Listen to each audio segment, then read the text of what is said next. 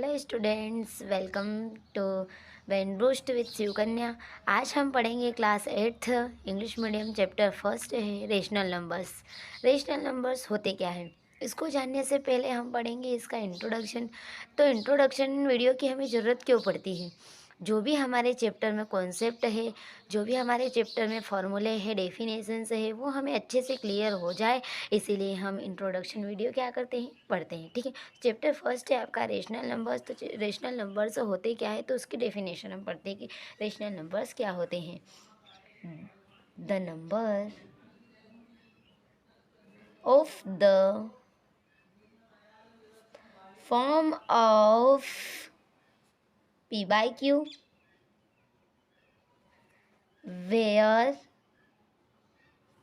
p and q are integers and q is not equal to 0 are called rational numbers।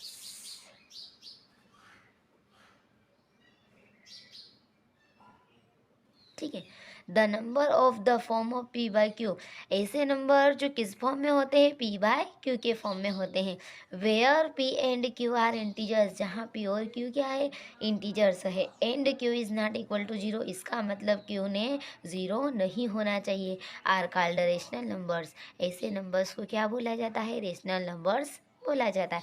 ठीक है, मैं आपको एक एग्जाम्पल के थ्रू बताती हूँ। जैसे मैंने एग्जाम्पल राइट किया 2/3, यहाँ जो 2 है वो p है और नीचे 3 है, ये क्या है, q है। तो ऐसे नंबर जो p बाई क्यू के फॉर्म में होते हैं उसको बोला जाता है रेशनल नंबर। से मैंने राइट किया -4/3, ये भी क्या है, एक रेशनल नंबर, क्योंकि ये भी p बाई क्यू के फॉर्म में है। लेकिन अगर आप जैसे मैंने लिखा 2/0, तो 2/0 जो है वो एक रेशनल नंबर नहीं है, क्योंकि जो नीचे ज़ीरो है वो मैंने बताया है पहले भी आपको कि क्यू ने ज़ीरो नहीं होना चाहिए। ठीक है, अब इसके बाद रेशनल नंबर्स की कुछ प्रॉपर्टीज़ होती है कि रेशनल नंबर्स की प्रॉपर्टी हम कौन कौन से अप्लाई करेंगे। ठीक है, प्रॉपर्टीज़ ऑफ रेशनल नंबर्स क्या होती है, तो फर्स्ट प्रॉपर्टी है commutative property, then second property है associative property, the rule of zero, the rule of one, multiplicative inverse, additive inverse और डिस्ट्रीब्यूटिव प्रॉपर्टी। अब ये सारी प्रॉपर्टीज़ होती क्या है, इसको मैं वन बाय वन एक्सप्लेन करूँगी। ठीक है, तो सबसे फर्स्ट प्रॉपर्टी है हमारी कम्यूटेटिव प्रॉपर्टी क्या होती है। ठीक है, कम्यूटेटिव प्रॉपर्टी, इसमें अगर आप टू रेशनल नंबर्स लेते हो, ठीक है, और अगर उनको सीक्वेंस में चेंज करके उनका सम करते हो तो उनका आंसर क्या आएगा, इक्वल आएगा। जैसे मैं आपको एक एग्जांपल के थ्रू समझाती हूँ। ठीक है, जैसे मैंने राइट किया 1/3 + 1/4 इज इक्वल टू, अब इनका सीक्वेंस चेंज कर दिया, 1/4 + 1/3। अब देखो से 4 और 3 का एलसीएम क्या आएगा, 12। ठीक है, 4 1 जा 4, 3 1 जा 3। ठीक है, एज इट इज़ इधर भी 4 और 3 का एलसीएम होगा 12, 3 1 जा 3 और 4 1 जा 4। ठीक है, 3 1 जा 3 और 3 1 जा 3 और 4 1 जा 4। 4 और 3 को जब ऐड करेंगे तो आपका आंसर क्या आएगा, 7, और डिवाइड में क्या है, 12, और 3 और 4 का सम क्या होगा, 7, और डिवाइड में क्या है, 12। ठीक है, इसका मीनिंग ये निकलता है कि अगर आप टू रेशनल नंबर्स को किसी भी सीक्वेंस में चेंज करके अगर उनका सम करते हो तो उनका आंसर क्या है, इक्वल आता है। ये है कम्यूटेटिव प्रॉपर्टी एडिशन के लिए। ऐसे कि इससे कम्यूटेटिव प्रॉपर्टी होती है मल्टीप्लिकेशन के लिए। ठीक है, इसका भी मैं आपको एक एग्जांपल बता देती हूँ। जैसे 1/3 multiply 1/4 is equal to 1/4 multiply 1/3। अब इनका भी मल्टीप्लिकेशन में मैंने सीक्वेंस क्या कर दिया है, चेंज कर दिया। जैसे 1 1 जा 1 और 3 4 जा 12। ठीक है, 1 1 जा 1, ठीक है, और 4 3 जा 12। तो अगर मल्टीप्लिकेशन में भी आप सीक्वेंस चेंज करते हो रेशनल नंबर्स का तो आपको आंसर जो क्या है, इक्वल मिलता है। ठीक है, इसके बाद सेकेंड प्रॉपर्टी है एसोसिएटिव प्रॉपर्टी क्या होती है। ठीक है, सेकेंड प्रॉपर्टी है एसोसिएटिव प्रॉपर्टी क्या होती है। अब इसमें एसोसिएटिव प्रॉपर्टी में 3 रेशनल नंबर्स होते हैं, ए बी एंड सी। इसमें भी अगर आप सीक्वेंस चेंज कर देते हो तो आंसर क्या मिलता है, इक्वल मिलता है। जैसे मैं एक एग्जांपल बताती हूँ, 1/3 + 1/4 + 1/2। फिर इधर है 1/3 + 1/4 +1/2। अब सीक्वेंस से कैसे चेंज किया है, फर्स्ट स्टेप में क्या किया, ए और बी को ब्रैकेट में कर दिया है, और इधर क्या किया है, बी और सी को ब्रैकेट में कर दिया। डिजिट वही है लेकिन इनका सीक्वेंस क्या कर दिया है, चेंज कर दिया है। जैसे देखिए 3 और 4 का एलसीएम क्या आ जाएगा, 12 आ जाएगा। ठीक है, 4 1 जा 4, 3 1 जा 3। ठीक है, और ये 1/2 एज इट इज़ वैसा का वैसा। 1/3 भी एज इट इज़। सबसे पहले ब्रैकेट को सोल्व करते हैं। 4 और 2 का एलसीएम क्या आ जाएगा, 8 आ जाएगा। ठीक है,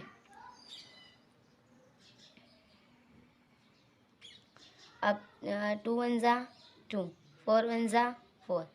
ठीक है, ब्रैकेट क्लोज। 4 और 3 को ऐड करेंगे कितना होगा, 7, और 1/2 एज इट इज़। 1/3 भी एज इट इज़।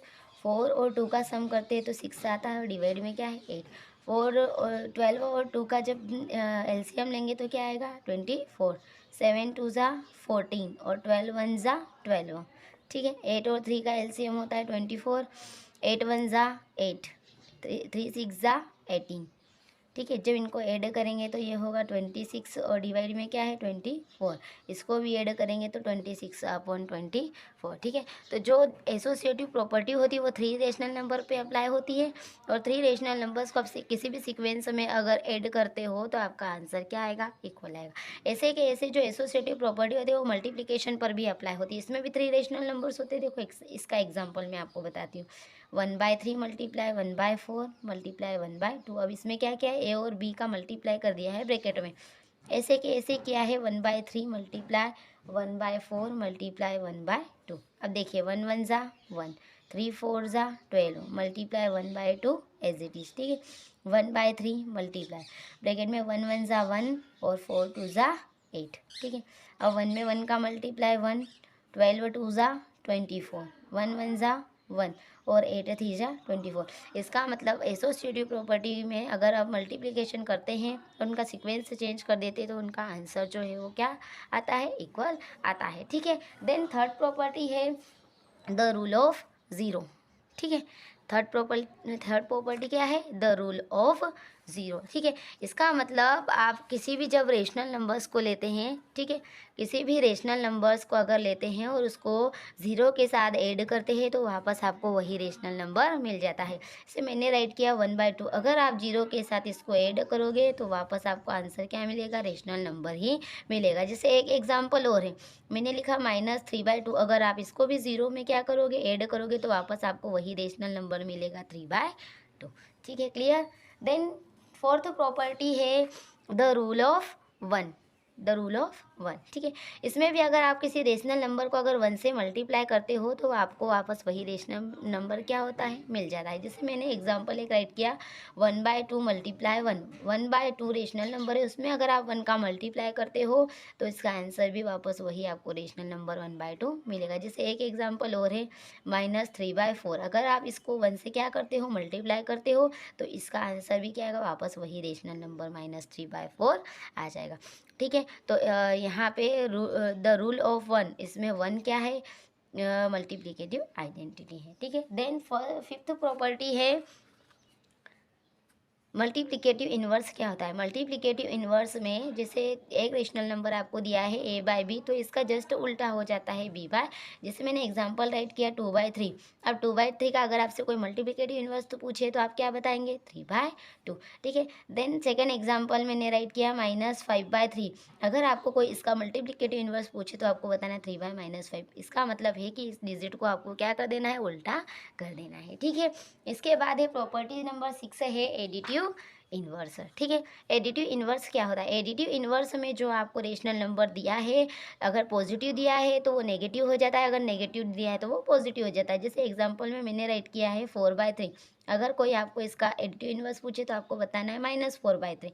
ठीक है, ऐसे कैसे एक एग्जाम्पल और है, जैसे मैंने राइट किया -5/3, अगर इसका कोई आपको एडिटिव इन्वर्स पूछे तो आपको बताना है 5/3, क्योंकि अगर पॉजिटिव है तो वो नेगेटिव बन जाता है, अगर नेगेटिव है तो वो पॉजिटिव बन जाता है। ठीक है, then seven and last property है डिस्ट्रीब्यूटिव प्रॉपर्टी। क्या होती है, अगर इसमें जो डिस्ट्रीब्यूटेड प्रॉपर्टी होती है इसमें भी 3 रेशनल नंबर्स होते हैं, ए, बी एंड सी। आपको क्या करना है, इस ए का मल्टीप्लाई करना है पहले बी के साथ, फिर कौन सा साइन आया है, प्लस का साइन आया, और फिर इसी ए का मल्टीप्लाई किसके साथ करना है, सी के साथ करना है। ठीक है, इसको बोला जाता है distributive property for multiplication, sorry for addition के लिए। ठीक है, अब होती है मल्टीप्लिकेटिव प्रॉपर्टी फॉर सब्ट्रैक्शन। ठीक है, इसमें क्या करना है, ए का मल्टीप्लाई किसके साथ करना है, बी के साथ, देन ए का मल्टीप्लाई किसके साथ करना है, सी के साथ। ठीक है, तो ये डिस्ट्रीब्यूटेड प्रॉपर्टी है, ये दो पे केवल अप्लाई होती है, एक एडिशन पे और एक सब्ट्रैक्शन पे। ठीक है, तो इसी के साथ इंट्रोडक्शन वीडियो समाप्त होता है। ठीक है, अगर आप आगे के वीडियो देखना चाहते हैं तो प्लेलिस्ट में आप जा सकते हैं। Please like and subscribe my channel. Thank you.